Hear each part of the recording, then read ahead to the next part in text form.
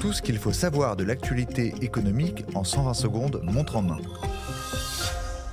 La taxe d'habitation refait parler d'elle. À l'Assemblée nationale, le député Frédéric Falcon a interrogé le gouvernement sur la possible réintroduction de cet impôt pour les résidences principales. En aucun cas, il n'est question de revenir sur la suppression de la taxe d'habitation, lui a répondu Catherine Vautrin. En revanche, la ministre souhaite ouvrir une concertation sur une contribution citoyenne au service public avec les élus locaux début 2025.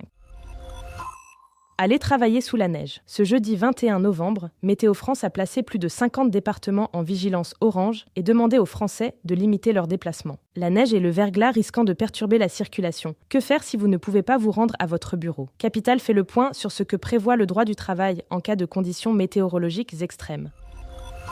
Le métal argent, plus fort que l'or. Sur un an, l'argent affiche une performance de 37,68% contre 37,55% pour l'once de métal jaune, selon le site Gold Avenue. Une aubaine pour les investisseurs, d'autant plus que son prix est bien plus accessible que l'or. Prudence toutefois, le cours de l'argent est bien plus volatile. Autre inconvénient, une TVA de 20% s'applique aux lingots d'argent, à la différence de l'or, sans oublier les coûts de stockage à ne pas négliger.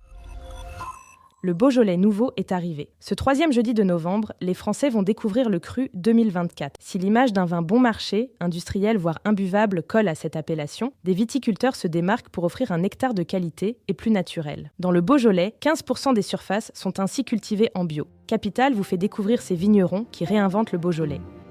Ce podcast a été écrit par les journalistes de Capital et mis en voix par une intelligence artificielle. N'hésitez pas à vous abonner sur votre plateforme habituelle pour écouter chaque épisode dès sa sortie.